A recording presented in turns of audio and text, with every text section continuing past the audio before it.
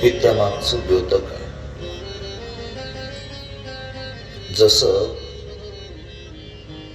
पहिलीच्या वर्गातल्या गणिताचा प्रकार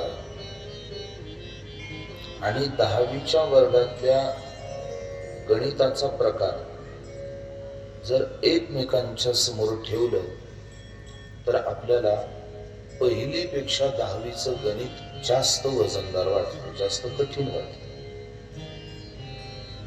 मग दोनही पण जर गणितच आहेत तर दोघांमध्ये असं एका वर्गाला सोपे पण आणि एका वर्गाला अवघड असं का केलं तर त्याचं कारणच आहे. त्याला ते अवघड गणित याच्याच करता दिलं की कारण त्याला त्या 10वीच्या वर्गाच्या लायक बनायचं. जसा जसा त्याचा वर्ग पुढे जाईल तशी तशी त्याची गणिताची अभ्यासाची पातळी कठीण केली जाईल. आपल्या आयुष्याचं पण काहीच असंच आहे. जसे जसे दिवस पुढे चालतात आपलं आयुष्य जसं जसं वाढू लागतं ही प्रकृती तशी तशी आपल्या आयुष्यात संकट आपल्याला देत असते. आणि संकट का देते? प्रकृती खच्चीकरण करण्याकरता आपल्याला संकट देत नाही, तर आपण या काळाच्या अनुकूल बनावं, चालू काळाच्या संबंधामध्ये आपण शक्ती संपन्न बनावं म्हणून प्रकृती खऱ्या अर्थाने आपल्याला ते संकट देत असते. भगवान बऱ्याच जणांना प्रश्न येतो की भगवान शंकर जर आदिदेव आहेत, आदिनाथ गुरु सकळ सिद्धांचा, भगवान शंकर जर आदिदेव आहेत तर मग एवढ्या सृष्टीवर सत्ता असताना त्या भगवान शंकरांना आपल्या पत्नीला वाचवता आलं नाही का? अशी बरीच चिकित्सक मंडळी शंका विचारतात. त्यांना सतीला वाचवता आलं नाही का? पहिला प्रश्न. दुसरा प्रश्न,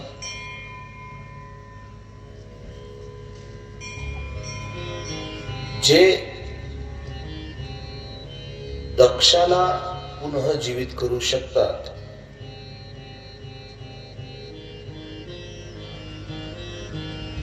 म्हणजे शिरच्छेद झालेल्या दक्षाला बोकडाचं मुख बसून जे पुन्हा जिवंत करू शकतात, त्यांनी सतीचं जळतं शरीर त्रिभुवनात घेऊन फिरले आणि भगवान विष्णूने आपल्या सुदर्शनाने त्या शरीराला त्याचे 52 तुकडे केले. मग त्यावेळी भगवान शंकरांना आपल्या त्या सतीच्या शरीराला परत पुनरुज्जीत करता आलं नसतं का? अशा बऱ्याच शंका उत्पन्न होतात अभ्यासकांच्या मनामध्ये. तर याचं उत्तर असं आहे,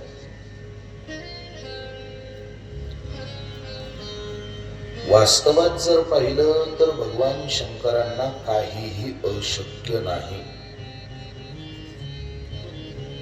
त्यांना अशक्य अशी गोष्टच नाही.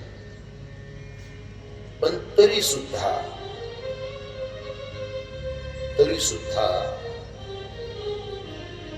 त्यांनी या गोष्टी केल्या नाही. त्याचं कारण एवढंच आहे की त्यांना याच्यातनं हे दाखवायचं आहे की जेव्हा प्रकृती एखाद्याच्या जीवनामध्ये एखादा निर्णय घेते त्यावेळी आपण प्रकृतीच्या कोणत्याही निर्णयात हस्तक्षेप करू नये. आपण आपलं जीवन सरळ चालावं, कारण प्रकृतीने प्रत्येक दुःखाच्या पाठीमागे भविष्यात कोणत्या ना कोणत्या सुखाची योजना आखलेली आहे.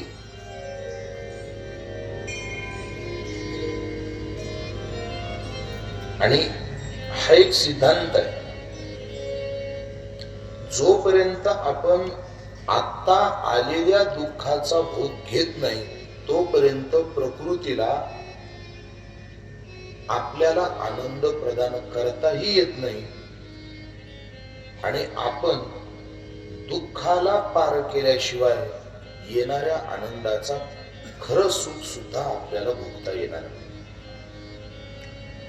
उपनिषदांनी असं सांगितलंय, नित्योहम आनंदम दधाचि रुचया मान्यतोहम क्षणन्त्वापम दुःख येतम सर्वमेवावविद्यते.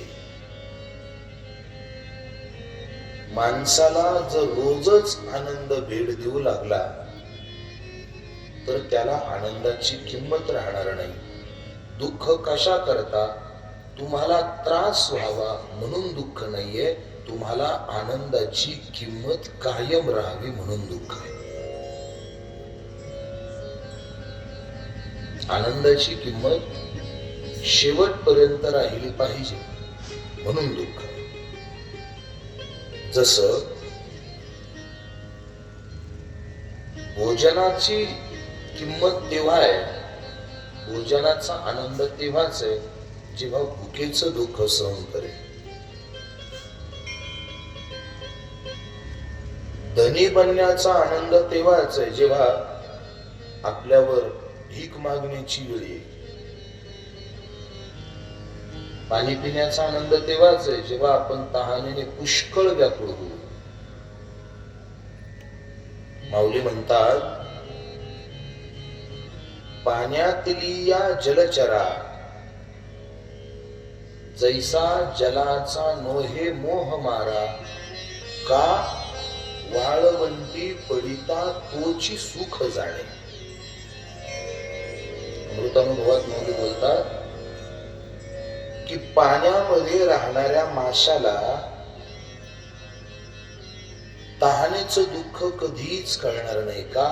कारण तो राहतो कुठं? पाण्यात.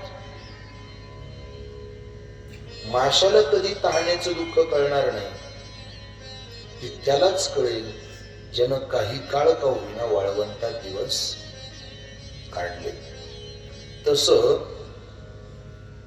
आनंदाचे कंद जगा भेट देती, परी ते चित्ती ठाव निष्ठुर होती, जव दुःख तया भेट अवचिता न देती जीवा माझी. किती सूक्ष्म मार्गदर्शन माऊलींनी आपल्याला केलं. जसं पाण्यातल्या माशाला पाण्याची काहीच जशी किंमत नसते, तसं ज्याच्या आयुष्यात कधी दुःख येतच नाही ना, त्याला आनंदाचा खरा भोग भोगता येत नाही. माऊलींनी पुढे उदाहरण दिलंय, का तिखटू जैसा रसने, मग गुळियाची गोडपणे वाढवणे, हे गणितची सुखाचे जाणे शहाणा तो.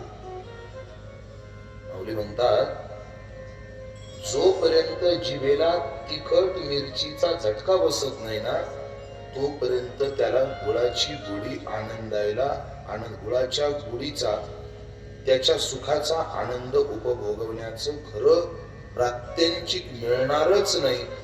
तसं जोपर्यंत दुःख तुम्हाला भेटणार नाही ना, तोपर्यंत तुम्हाला सुखाची किंमत, आनंदाची किंमत कळणार नाही. म्हणून प्रकृतीने आपल्याला दुःख देणं हा आपल्यावरचा अन्याय आहे.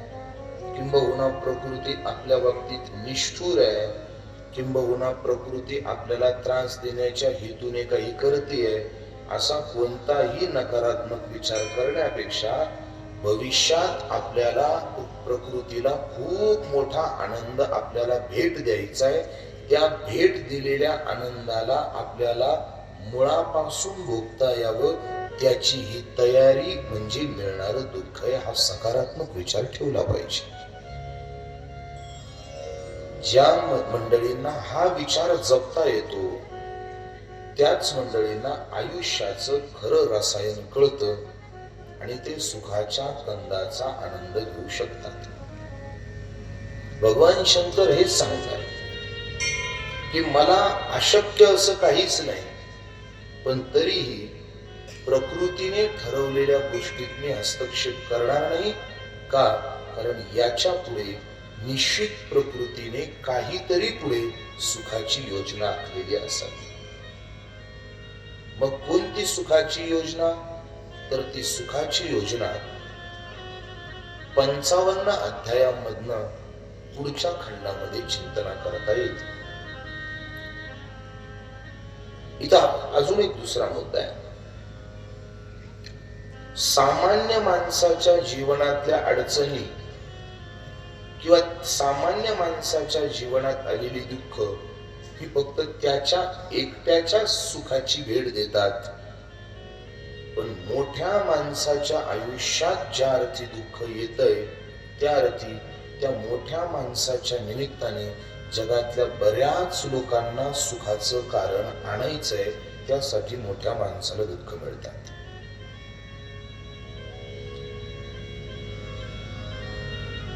मोठ्या बऱ्याच जणांना वाटतं एवढं मोठे आहेत, एवढं सगळं संपन्न आहे, तरी सुद्धा यांच्या आयुष्यात असा त्रास का? तर त्याचं हेच नियोजन आहे की मोठा असून सुद्धा, संपन्न असून सुद्धा त्याला हा त्रास भेटतोय. याचं हेच कारण की त्या एकट्याच्या निमित्ताने जगातल्या बहुत मंडळींना सुखाची भेट द्यायची. आणि भगवान शंकरांच्या बाबतीत अगदी हेच घडलं. काय नियोजन? नियोजन पुढे सांगतात. दक्षायणी सती देवी त्यक्त देहा पितुर्मुखे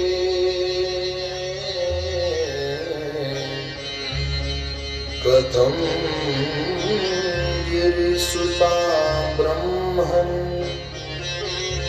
बभूव जगदंबिका.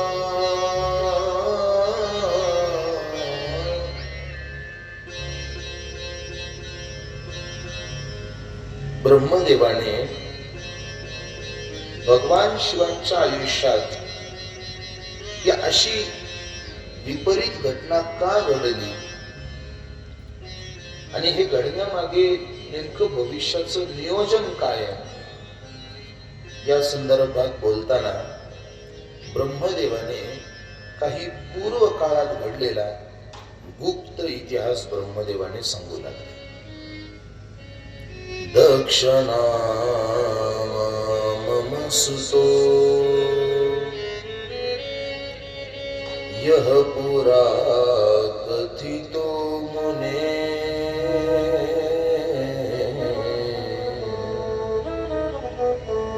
तस्य जाता सुता षष्ठी प्रमिता सृष्टिकारिणा. इतिहास ब्रह्मदेव सांगतायत. दक्षाला 60 कन्या होत्या आणि त्या दक्षाच्या त्या 60 कन्यांपैकी त्याची स्वधा नावाची कन्या त्याने पितरांना दिली आणि पितरांना ती कन्या दिल्यानंतर त्यांच्यापासनं 3 मंगलकारक कन्या जन्माला आल्या. 3 मंगलकारक कन्या. त्यातली पहिली तिचं नाव मेना, दुसरी तिचं नाव धन्या आणि तिसरी तिचं नाव कलावती. शिवमहापुराण बोलतं की या 3 मंगलकारक कन्या यांचा जर नित्य पाठ, जर यांच्या नामाचा जरी आपण नित्य पाठ केला तरी आपल्याला सुख प्राप्ती होते. मेना धन्या कलावती नामाद्वेदं सुखोत्प्रति प्राप्तया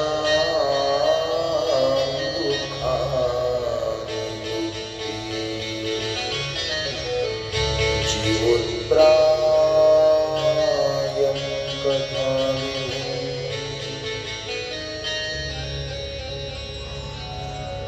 एक दिवशी या तीनही बहिणी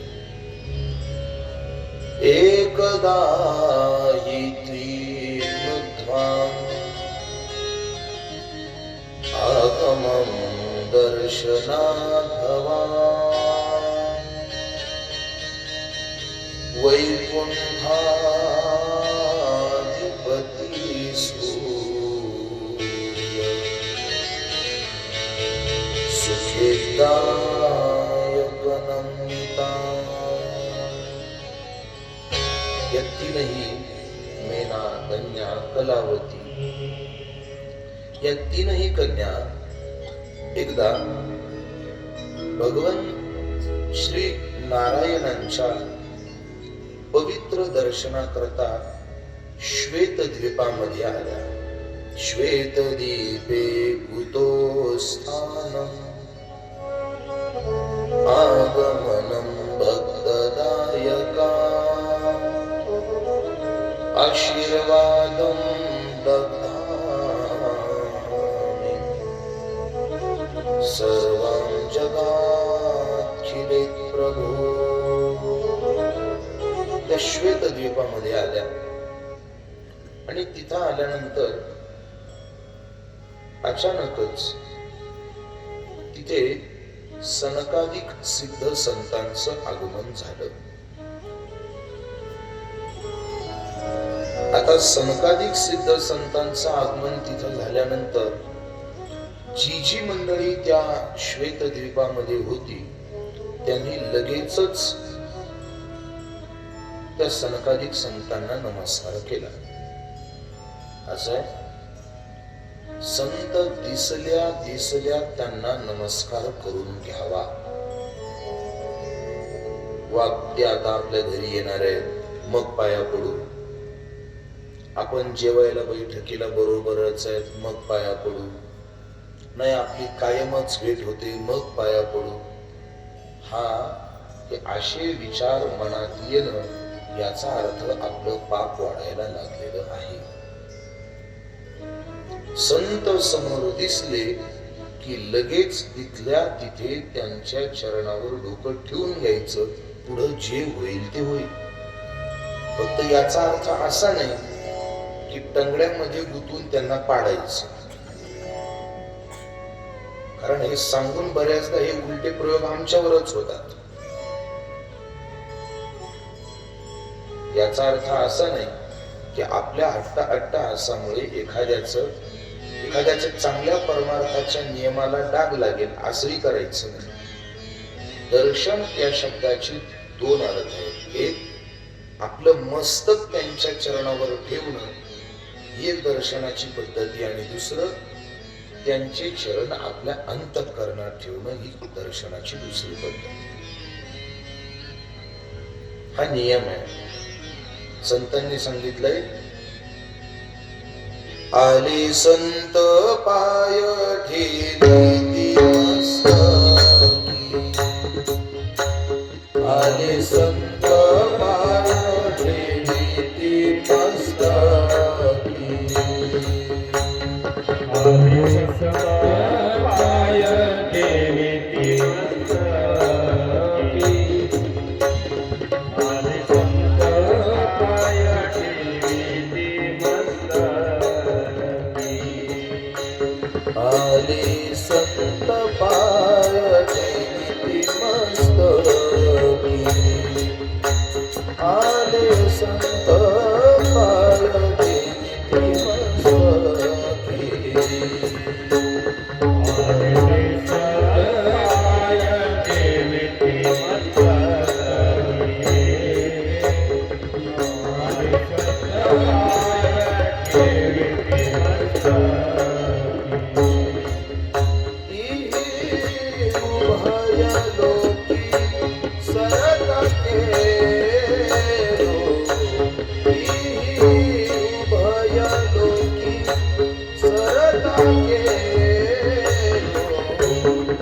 वंदिना पाऊले लोळे न चरणी, वंदिना पाऊले लोळे न चरणी,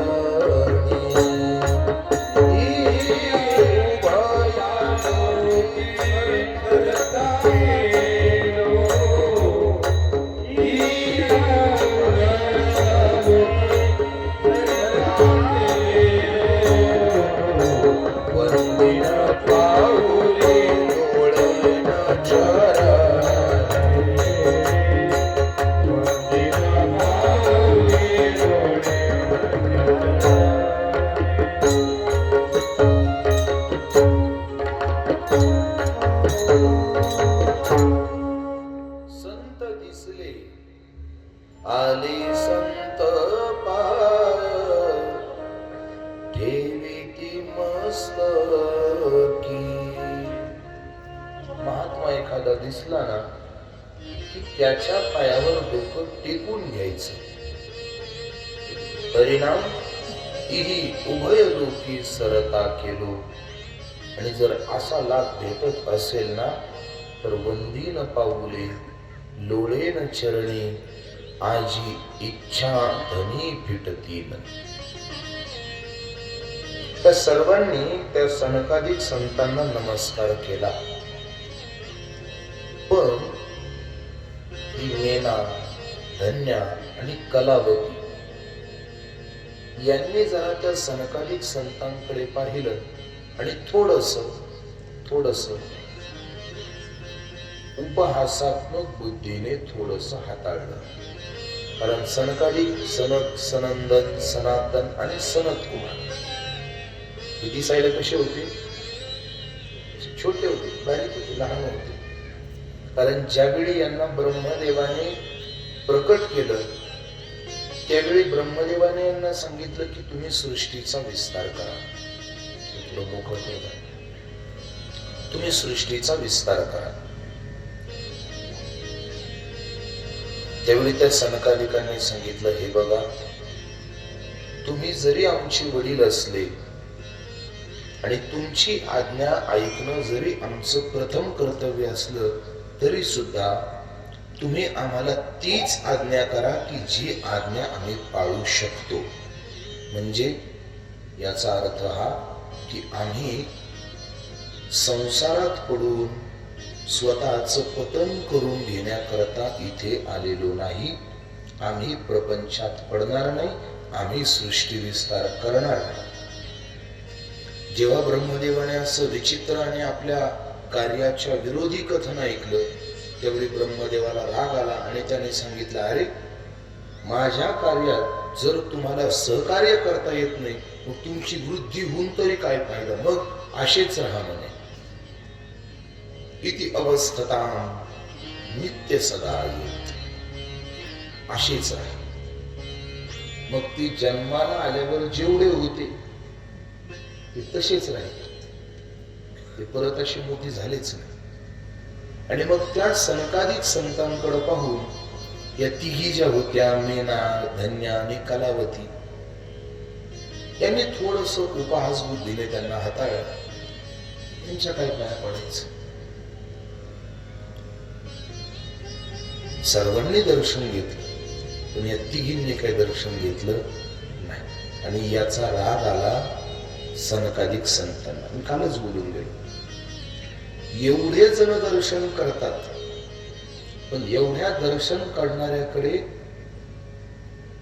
त्या विशेष व्यक्तीचं लक्ष जात नाही, पण त्याचं लक्ष त्याच्याकडे नक्की जात की जो आपलं दर्शन घेत नाही. संतांच्या चरित्रात सुद्धा असा एक प्रसंग येतो. नामदेव महाराज ज्यावेळी संत सभेमध्ये गेले त्यावेळी निवृत्तीनाथ महाराज, ज्ञानेश्वर महाराज, सगळ्या मोठमोठ्या गोरोबा काका, सावता महाराज, सगळ्या संतांनी नामदेव महाराजांचं दर्शन घेतलं. का? कारण ते भगवंताचे प्रिय लढीवाळ भक्त आहे आणि देव त्यांच्या हाताने नैवेद्य खातो. मग अशा सिद्ध महापुरुषाचं आपण दर्शन घेतलं पाहिजे. म्हणून हे सगळी जण संत त्यांची दर्शन घेतात, पण मुक्ताबाई काही दर्शन घेत नाही. मुक्ताबाई म्हणतात, अरे अखंड जया देवाचा शेजार आहे, ज्याला कायमचा देवाचा शेजार आहे, पण त्याच्यात थोडी सुद्धा नम्रता नाही म्हणे. अशी ताठी काय कामाची म्हणे, नवीन कामाची. मज देवाच्या जवळ राहते, मज देवांच्या हाताने नैवेद्य खातो. पण जिथं निवृत्तीनाथ महाराज पाया पडतायत, जिथं ज्ञानेश्वर महाराज पाया पडतायत, जिथं सोपान काका, गोरोबा काका, सावता महाराज, ही अशी वयाने अधिकाराने श्रेष्ठ श्रेष्ठ संत पाया पडतायत आणि हे साधे त्यांच्याकडे झुकून नमस्कार पण करत नाही. मग आशाच्या मी पायाच पडत नाही म्हणे, जा नाही पडत त्याच्या पाया. मुक्ताबाई म्हटलं. तर तिथे नामदेव महाराजांचं सुद्धा असंच झालं. काय? एवढे सगळे मोठमोठे संत पाया पडतायत, त्याच्याने नामदेव महाराज खुश नाहीयेत. पण ही एकटी पोरगी एवढे सगळे पाया पडून सुद्धा ही आपल्या काय पाया पडत नाही, याचं बाकी शल्य नामदेव महाराजांच्या मनामध्ये राहिलं. पुढचा प्रसंग सांगायचा नाही. सांगायचं फक्त एवढं आहे की एवढी मंडळी आपल्या पाया पडतायत, याचं त्यांना कौतुक नाहीये. पण कुणीतरी एक विशेष व्यक्ती पाया पडत नाही, याचा त्रास बाकी निश्चित होतो. आणि तेच सनकादिक संतांच्या बाबतीतही झालं. सनकादिकांनी विचार केला की सगळे पाया पडतायत, या पडत नाही. मग इथं दुसरा विचार असा येतो, सनकादिक संत एवढे हलक्या विचाराचे आहेत का? तर असं नाही. तर त्या का पाया पडत नाहीत याचा भाव सनकादिक संतांनी जाणला. संतांनी विचार केला, अरे आपली दिसायला फक्त मूर्ती लहान आहे म्हणून या कन्या आपल्याला नमस्कार करायला लाजतात. आपल्या वरपुंग स्वरूपावर या आपला नको तो अंदाज काढतायत. पण अशा हलक्या विचाराच्या माणसांना या जगात जागा नाही. मग त्यांना सांगितलं, ठीक आहे. राग आला आणि त्यांनी त्या तिघींनाही शाप दिला की जा, तुमचं पतन होऊन जाईल. शाप दिला तिघींना, पतन होऊन जाईल तुमचं. पोट भरावया शिकती उपाय, तुका म्हणे जाय नरक लोका. वाईट वाटलं.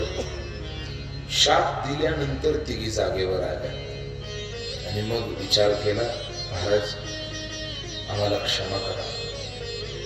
आम्ही नको नको तो अंदाज काढला, नको नको तो विचार केला आणि तुमच्या चांगल्या स्वरूपाला, जे तुमचं मुळात ज्ञानानं सिद्ध झालेलं स्वरूप आहे, त्या ज्ञानाने सिद्ध झालेल्या स्वरूपाला आम्ही न पाहता आम्ही तुमचं वरचं लौकिक स्वरूप पाहत राहिलो. आम्हाला क्षमा करा. आपण सिद्ध आहात, आमच्यावर कृपा करा. तुम्ही सनकादिक संत, तुम्ही सनकादिक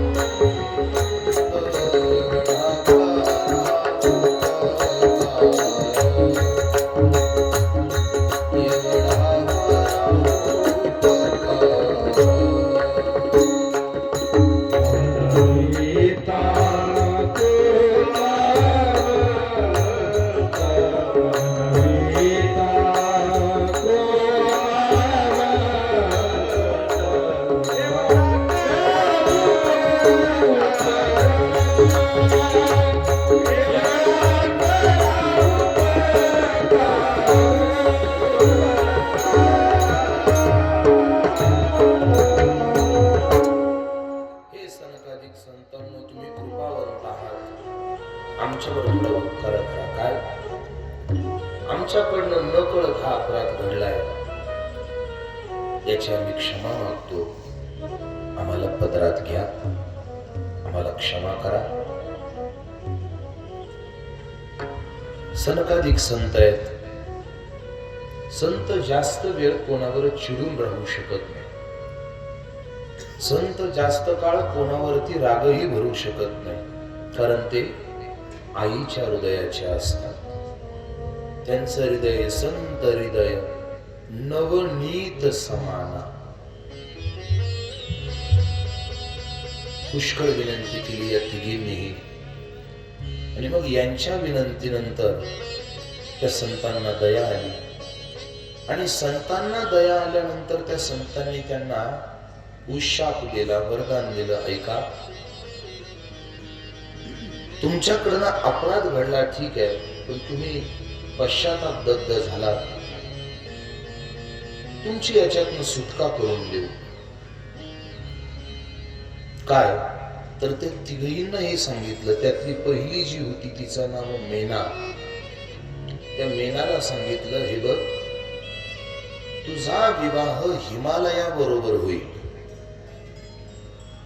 आणि हिमालयाबरोबर विवाह होऊन तुझ्या पोटी साक्षात आदिशक्ती पार्वती जन्माला येईल, आणि अंततो गत्वा तू शिवलोकाला प्राप्त होशील. तुझं पतन होणार नाही, पण मग तुझं कल्याण होईल. दुसरी होती धन्या.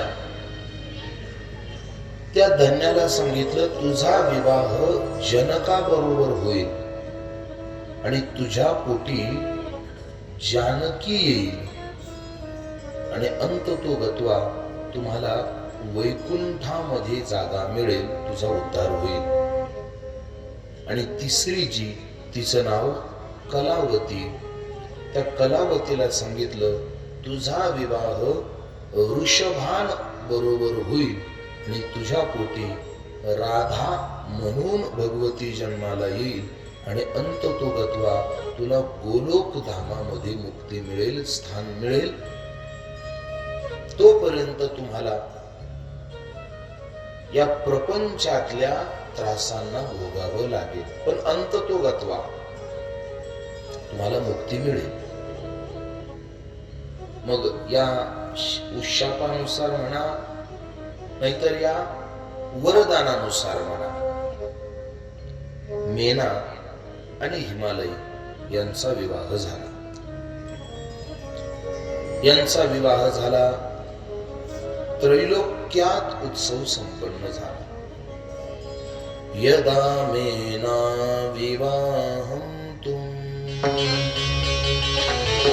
कृत्वा विरिद्गृहं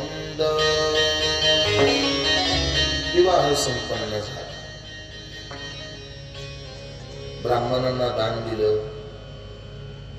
आलेल्या याचकांना संतुष्ट केलं. विवाह सोहळा आनंदात पार पडला, आणि सुखानं प्रपंच सुरू झाला. आता प्रपंच सुरू झाल्यानंतर एक दिवशी त्यांना भेटण्याकरता श्री हरी विष्णू, ब्रह्मदेव आणि इतर काही देवता त्यांना भेटण्याकरता आल्या. आणि भेटण्याकरता आल्यानंतर नारायण आलेत, ब्रह्मदेव आलेत. मेना आणि हिमालयाने त्यांचं स्वागत केलं. माझ्या घरी आज भगवान आले, काय करू उपचार. विविध विविध उपचारांनी भगवंताचं पूजन केलं, त्यांचा स्वागत सन्मान केला. आणि सगळं झाल्यानंतर मग श्री हरी विष्णूंनी आणि श्री ब्रह्मदेवाने त्या मेना आणि हिमालयाला सांगितलं, हे बघा, आमचं इथे येण्याचं काही कारण आहे. काय? तुमच्या पोटी आदिशक्ती भगवती अवतार घेणार आहे. या गोष्टीची एक कल्पना तुम्हाला द्यायची आहे. पण ती भगवती तुमच्या कुळामध्ये यावी म्हणून तुम्हाला काही उपासना करावी लागेल असं सांगितलं गेलं की ती भगवती यावी म्हणून पहिली उपासना करावी लागली ती देवतांना आणि दुसरी उपासना करायला सांगितली ती हिमालय आणि मेनाला. देवतांना सांगितलं तुम्ही पहिली उपासना करा आणि त्या देवतांनी उपासनेमध्ये भगवतीची अपेक्षा प्रकट केली आणि येण्याची विनंती केली. गोंधळा येवो जगदंबे गोंधळा येवो जगदंबे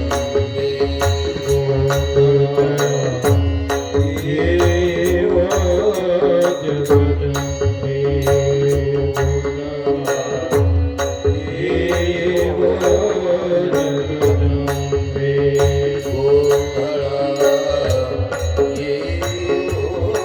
जगदंबे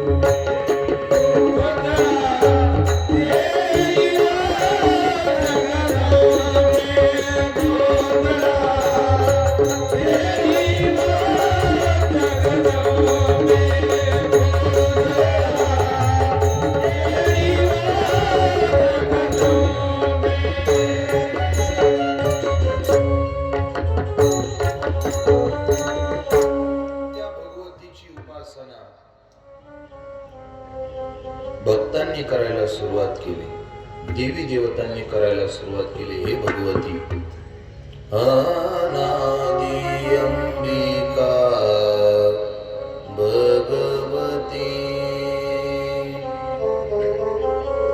बोध परडी घेऊनी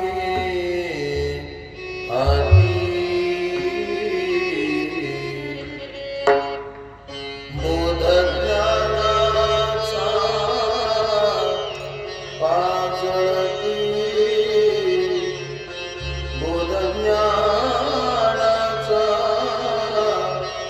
पाजळती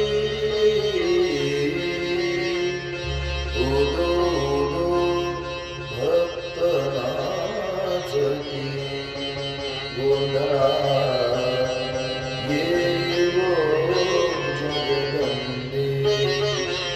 हे भगवती तू अवताराला ये म्हणून तिची प्रार्थना करण्याकरता कोण कोण बसलंय. व्यास वशिष्ठ शुक गोंधळी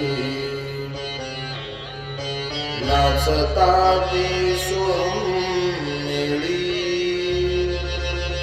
हे सगळे संत सगळे भक्त हे तुझी उपासना करताय. आई अवताराला ये, प्रकट हो आई, आमच्या आमच्या करता राहू नये हे भगवती.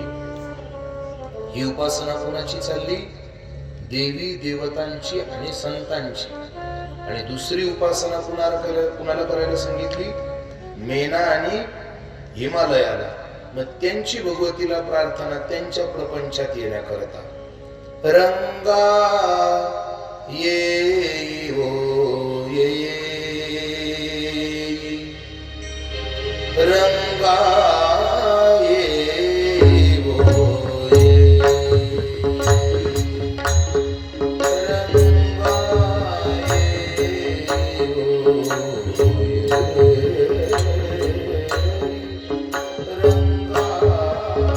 वो विठाई किठाई माझे कृष्णाई का नाही. हिला दुसरी पण एक चाले ना, लता दीदींची चाले. हिला स्वर देता का सुचत नाही.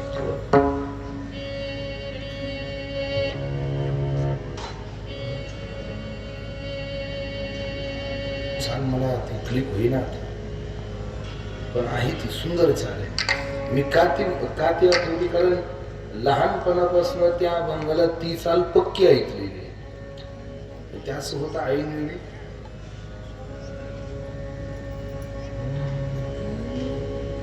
रंगा येई वो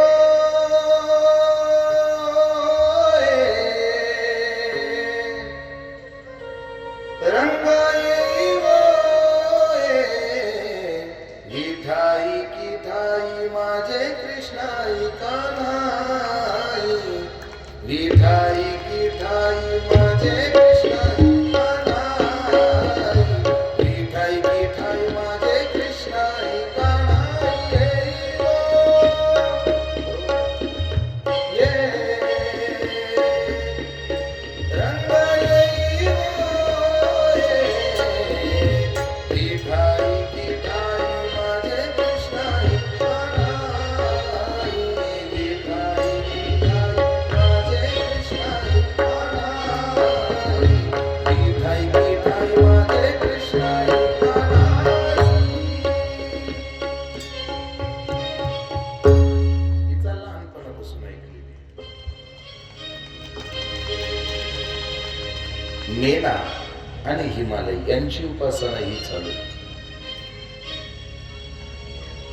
आणि अशी भगवतीची उपासना सुरू झाली. आणि भगवतीची ही उपासना सुरू झाली आणि बराच काळापर्यंत ही चाललेली उपासना, आणि या उपासनेने भगवती प्रसन्न झाली. ऐकताय ना सगळे? इकडे माझ्याकडे लक्ष द्या. इकडे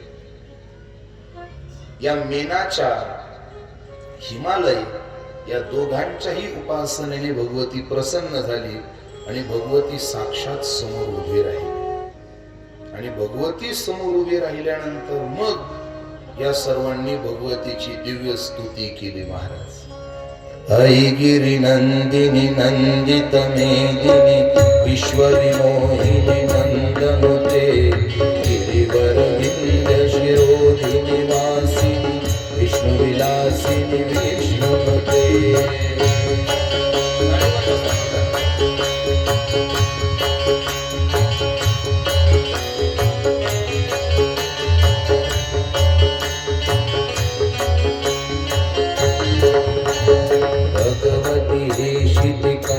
कुटुंबिनी भूरि कुटुंबिनी भूरि कृते जय जय हे महिषासुर मर्दिनी रम्यक परदिनी शैलसुते.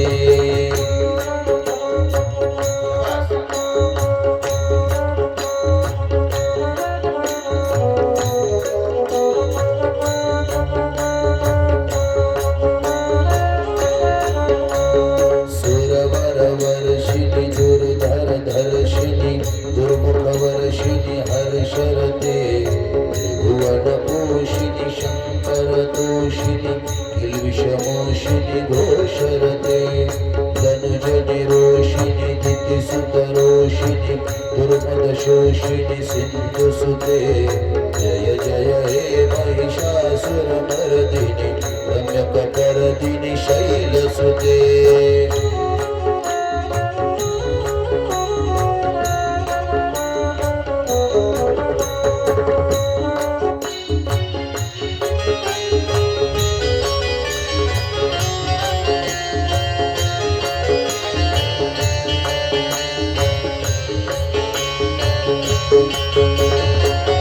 जगदम्ब मदम्ब कदम्ब वनं प्रियवासिनि हासरते शिखरि शिरोमणि तुंग हिमालय शृंगनिजालय मध्यगते मधु मधुरे मधुकैटभञ्जिनि कैटभञ्जिनि रासरते जय जय हे महिषासुरमर्दिनि रम्यकपर्दिनि शैलसुते.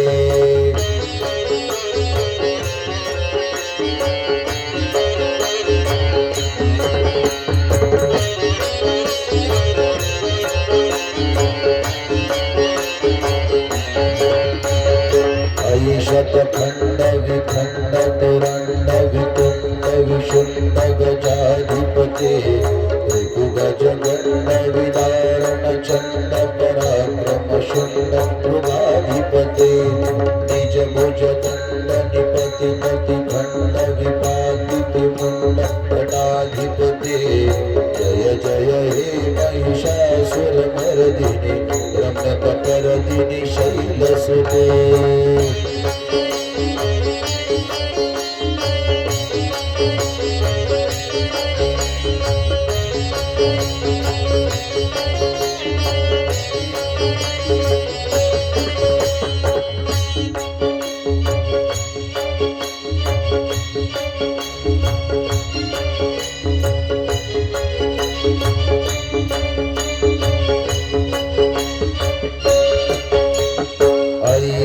दुर्मट क्षत्रिवधोदित दुर्धर निर्धर शक्तिभूते चतुर विचार धुरीन महाशिव दूत प्रथमाधिपते दुरित दुरित दुराशय दुर्मति दानव भुव कृतांगलते जय जय हे महिषासुरमर्दिनि रम्यकपर्दिनि शैलसुते.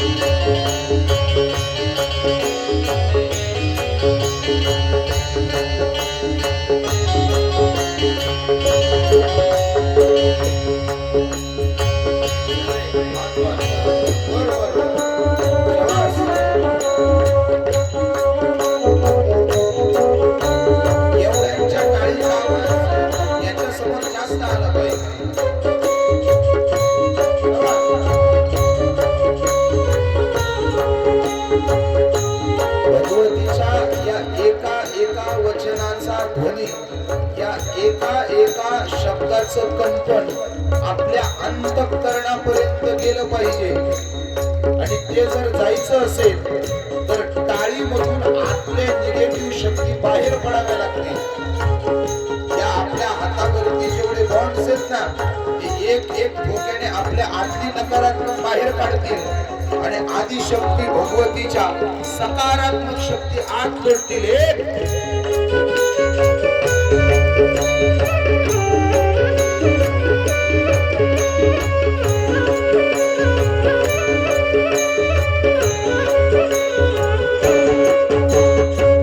शरणागत वैरिवधूधर वीरवरा भयदायक रे, त्रिभुवन मस्तक शूल विरोधी क्षीरधृतोपम शूलाधिकरे, भूमि दुमितामर धुंधुनाद मोहारित पूत निधिन्न करे. जय जय हे महिषासुर मर्दिनी रम्यक परदिनी शैलसुते.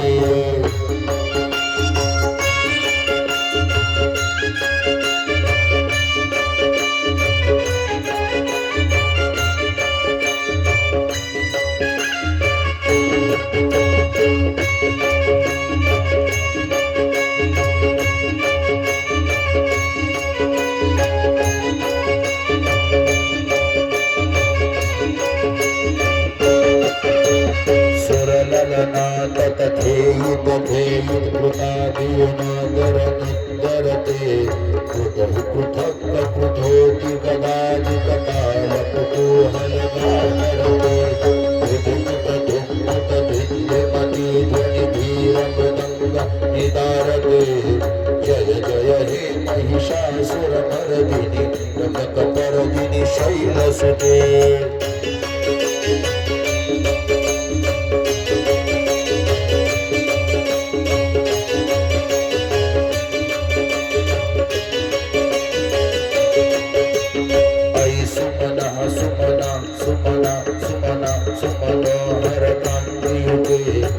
रजनी रजनी रजनी रजनी रजनी परवा प्रवृते, सुनयन विभ्रमर भ्रमर भ्रमर भ्रमर भ्रमराधिपति. जय जय हे महिषासुर मर्दिनि रम्यक परदिनि शैलसुते.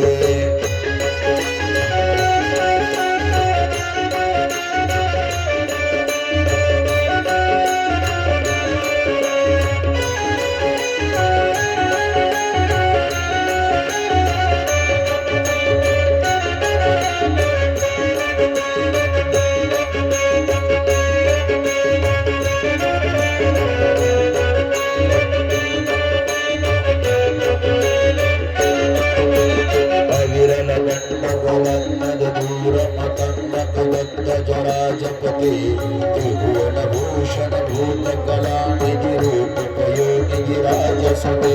मयि सुधि जन्मन समता मोहन मन्मथन राजसुते.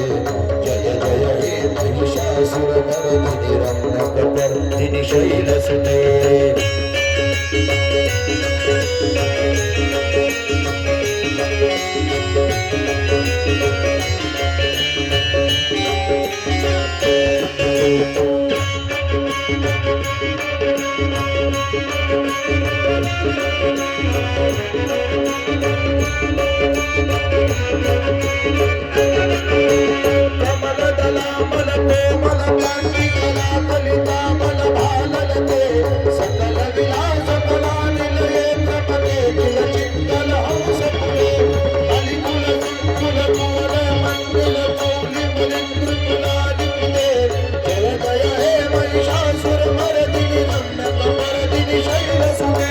जय जय हे महिषासुर मर्दिनि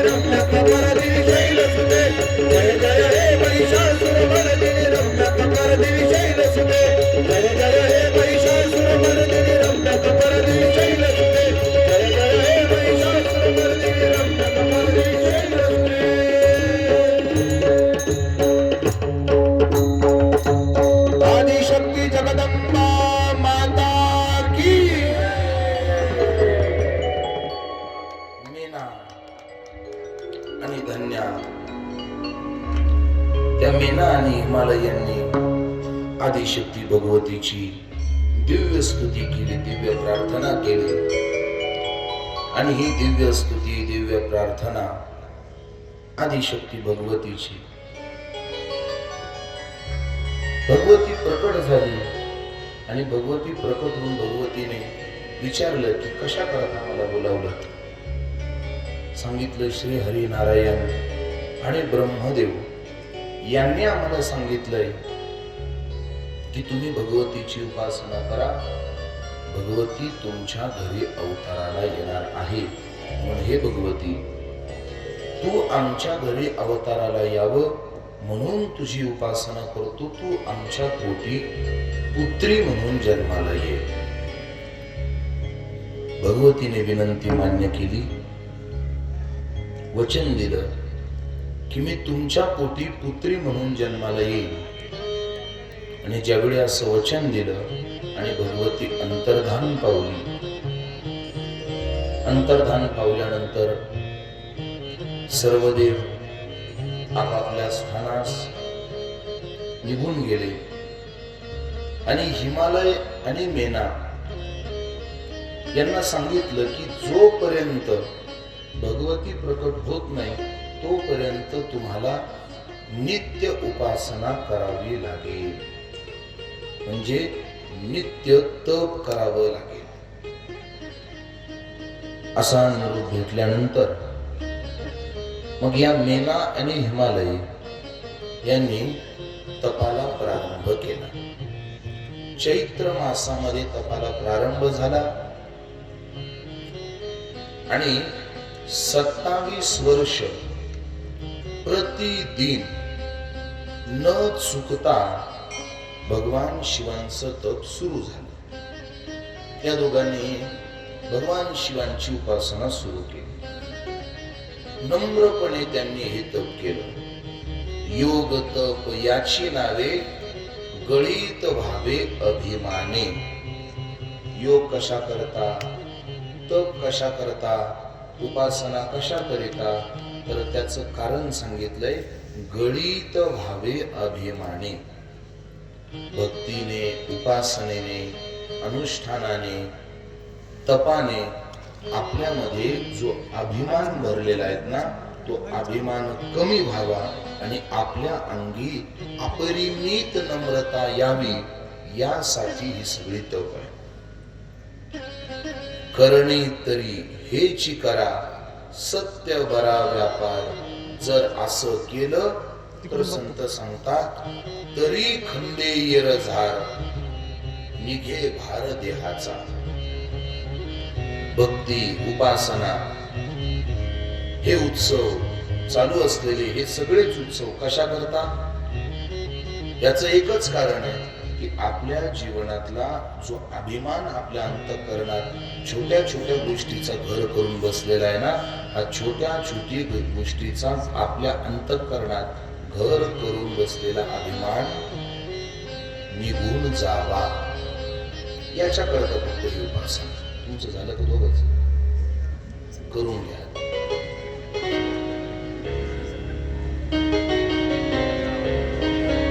लोकांना कळा नेमकं तुम्ही इशाऱ्याने काय चालू आहे तुमच्या दोघांचं. भेटलं तुम्ही पण दोघं माझ्याकडे लक्ष द्या.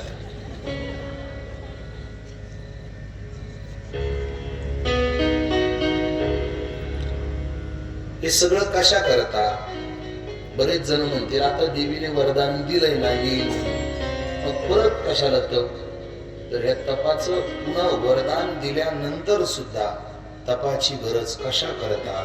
तर त्याचं उत्तर हे आहे की परमार्थाच्या क्रिया सुद्धा आणि परमेश्वराची प्राप्ती सुद्धा बऱ्याचदा देव मिळतो पण अहंकार जात नाही. ज्ञान मिळतं पण अहंकार जात नाही. ज्ञान अहंकाराला वाढवत असत, ज्ञान मीपणाला वाढवत असत. पण जर त्याने त्याच्या या सर्व परमार्थिक क्रिया जर सुरू ठेवल्या ना, तर तो अहंकार कमी होतो. मला आपल्याला विचारायचंय, चांगदेव महाराज योगाचे एवढे कठोर उपासक, पण तरी सुद्धा त्यांचा अहंकार गेला का? नाही गेला. मग त्यांचा अभ्यास नव्हता का? अहो, त्यांच्या बाबतीत तर असं सांगितलं जातं की चांगदेव महाराजांनी 14 दिवसात 14 विद्या आणि 64 दिवसात 64 कला एवढं हस्तगत केलं. आणि एवढं हस्तगत केल्यानंतर ते विद्वानांना विचारायचे, आता सांगा मी काय अभ्यास करू? आणि विद्वानांनी सांगितलं, आता सगळं संपलं, आता तुम्हाला अभ्यास करण्याकरता काहीच राहिलं नाही, आता फक्त एकच राहिलं, तो म्हणजे योगाभ्यास. मग कोण आहे योगाचे प्रशिक्षक? ते म्हणे आपल्याकडे नाही, पण काशी क्षेत्रात मोठमोठे योगाचे उपासक आहेत आणि तिथे एका उंच डोंगरावरती एक मोठे तासा योगाचे योगाचार्य आहेत. आता तुम्हाला तेवढंच शिकायचं बाकी राहिलं, बाकी तुम्ही सगळं शिकले. तर हे चांगदेव महाराज जेव्हा त्या तपस्व्याकडे, त्या योगाचार्याकडे गेले आणि त्याच्याकडनं फक्त एक पहिली कळा शिकले, तर चांगदेव महाराजांना अनेक काळाची दीर्घ समाधी लागली. त्यांची ती समाधी पाहून ज्यांनी ते योगाचं प्रशिक्षण त्यांना दिलं, ते महाराजच त्यांची उठायची वाट पाहू राहिले. अरे, आताची एक कळ याला शिकवली आणि एका कळे त्याला समाधी लागली, हा कधी उठतो म्हणून ते शिक्षकच वाट पाहू लागले, आता हा बाळ कधी उठतो.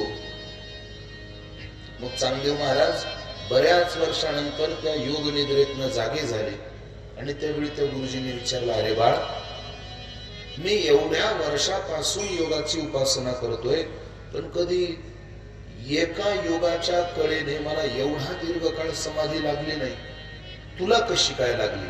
तुला हा योग एवढा कसा काय सुयोग्याने सिद्ध झाला? मग त्या चांगदेव महाराजांनी सांगितलं, मी तुम्हाला सांगतो मला हे कसं जमलं, पण आता जर तुम्हाला हे माझ्याकडून शिकायचं असेल तर उठा, माझ्या पायाजवळ बसा, आता मी तुमचा गुरु होतो म्हणे. याला म्हणतात चांगदेव महाराज. स्वतःच्या गुरुच्या डोक्यावर हात ठेवून त्यांना सुद्धा त्यांच्याच योगाच्या कळेची पुन्हा दीक्षा देणारे चांगदेव महाराज एवढे मोठे अभ्यासक, पण अभिमान निरसला, अभिमान नाही संपला. परिणाम, त्यांच्या एवढ्या मोठ्या योगाच्या तपाच्या समोर जे काम त्यांचं योग सामर्थ्य करायचं, ते काम मुक्ताबाईंनी कुत्र्याचं हाड फिरवून केलं. का? कारण संतत्व जीवन नम्र जीवन आहे. तुम्ही अभ्यासू जरी झालात, तुम्ही विद्वान जरी झालात, पण जर नम्रता तुमच्या ठाई नसेल तर परमेश्वर आपल्या जवळ येणार नाही. पण यदा कदाचित एखाद्या बाजूने कधी आपण प्रसंगी विद्वान जरी नसलो, पण आपल्याकडे संतांच्या विषयीचा आदर आणि जनमानसामध्ये प्रत्येकामध्ये सर्वाभूती पाहे एक वासुदेव ही भूमिका जर आपल्या हात असेल आणि आपलं जीवन जर परमेश्वरासमोर नम्र असेल ना, तर आपण अशक्य गोष्टी सुद्धा मुक्ताबाई सारखे सहज लीलया करून टाकतात. उपासना, तप, यज्ञ हे कशा करता? याचं एकच कारण, गलित भावे अभिमान. आणि मग भगवती प्रसन्न झाली आणि भगवती प्रसन्न होऊन तिला काही उपासना करायला लावली, काही स्तुती तिची केली. महामाया जगद्धात्री चंडिका लोकधारिणी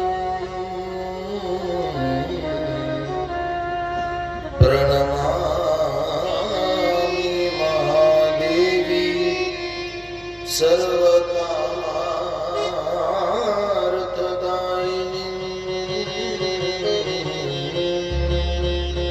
भगवती प्रसन्न झाली आणि सांगितलं, काय म्हणणं आहे देवी, आमची एकच अपेक्षा आहे. काय?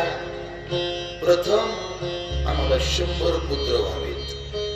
मीना भगवतीला म्हणते बरं का, 100 पुत्र व्हावेत, ती दीर्घायुषी असावी, रिद्धी सिद्धी संपन्न असावी, आणि त्यानंतर एक पुत्री व्हावी, ती पुत्री सुद्धा सुस्वरूपा, सदलक्षणी, सद्गुणी आणि द्विकुल उद्धरणी.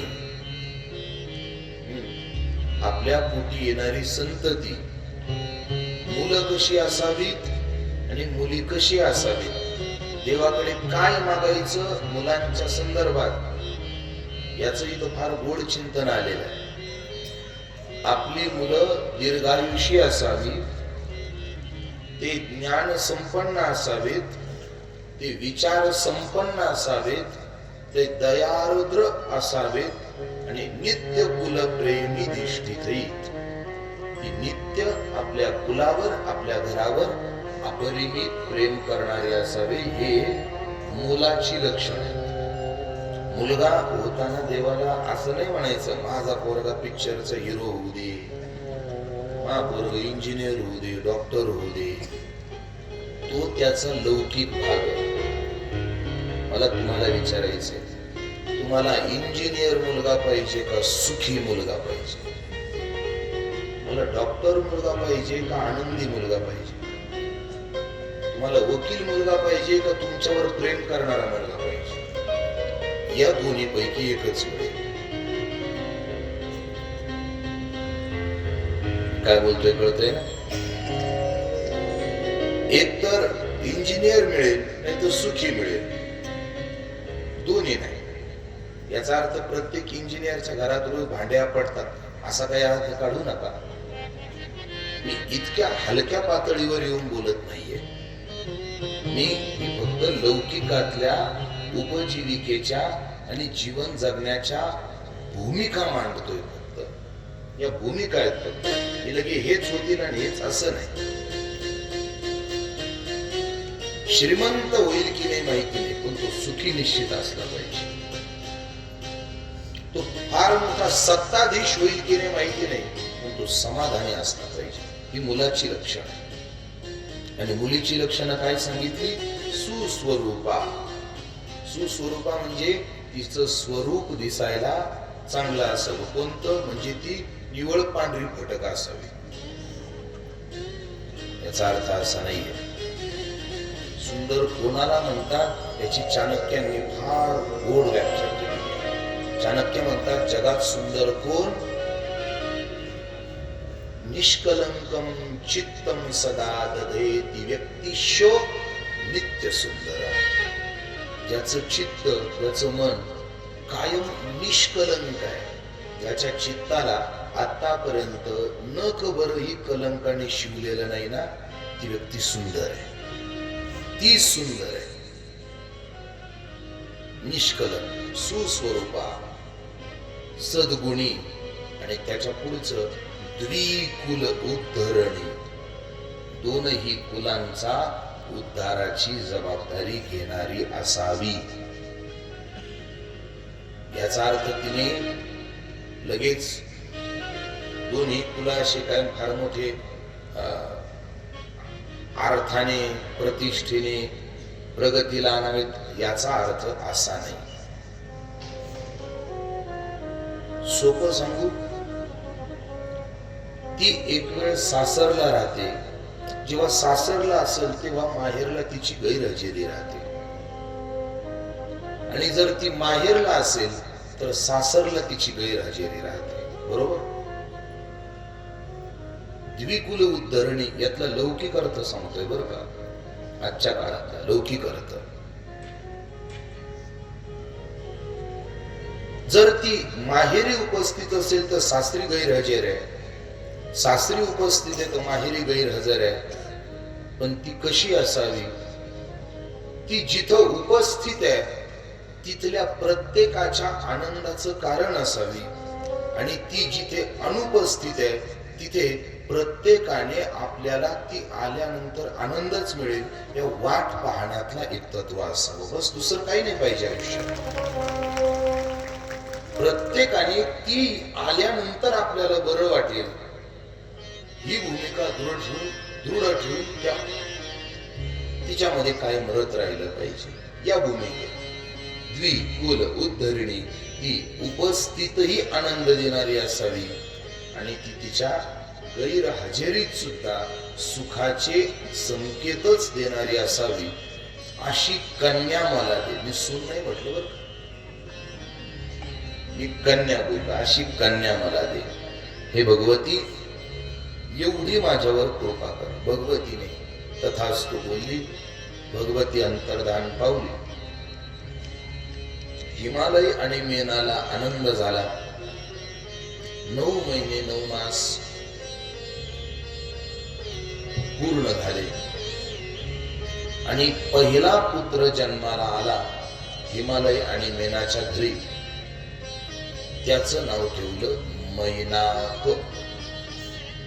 हिमालयाचा पहिला पुत्र मैनाक पर्वत. आणि अशी एकामागून एक 100 मुलं जन्माला आली. आता याच्यानंतर भगवतीच्या येण्याचा विचार. भगवती कशी येते, कशी आली, त्याची शृंखला सांगितलेली आहे. भगवती प्रथम हिमालयाच्या मनात प्रविष्ट झाली. हिमालयाच्या मनातून तिने मैनाच्या गर्भामध्ये प्रवेश केला आणि मैनाच्या गर्भात प्रवेश केल्याचा परिणाम मैनेला, ती जी मेना होते त्या मेनाला आपल्या उदरात भगवती आल्यानंतर तिच्या अस्तित्वाची चाहूल लागू लागली. चाहूल 2 प्रकारे असते, एक शारीरिक आणि एक मानसिक. तिला शारीरिक चाहूल जाणू लागली. कोणती? ऐका, तिचं शरीर दुर्बल पडू लागलं, शक्ती कमी होऊ लागली. का? कारण आतलं तेज हे साक्षात शक्तीचं तेज आहे आणि अखिल विश्वाला आपल्या उदरात धारण करणारी ती शक्ती मेनाच्या उदरात येऊन बसली होती. तिला धारण करणं काही पोरखेळ नाही ना. तिची शक्ती कमी पडू लागली, दुर्बल होऊ लागली. दुर्बल होऊ लागली म्हणून तिने अंगावरच्या सगळ्या आभूषणांचा त्याग केला, वजन कमी केलं. बरं का, भगवती काय काय करून घेते. तिचं शरीर श्वेत पडू लागलं. श्वेत का? कारण ती शिवांची अर्धांगिनी आहे आणि शिव कसे आहेत? श्वेत आहे. कसे दिसतात ते? कापरासारखे. कर्पूर गौरम. आले ना? कापरासारखे दिसायला शिव आणि त्यांचीच अर्धांग असलेली शिवा म्हणून ती उदरात आली, ती आत आली म्हणून तिची स्वरूपता नावाची मुक्ती या मेनावरती दिसू लागली. तिचं शरीर पांढरं पडायला लागलं. असे बरेच तिचे बाह्यांगी बदल झाले आणि नंतर तिच्या मनाचे बदल होऊ लागले. ते मनाचे बदल संतांनी सांगितले. काय? तिची आवड बदलू लागली. गर्भाची आवडी मातीचा डोहळा. गर्भाची आवडी मातीचा डोहळा.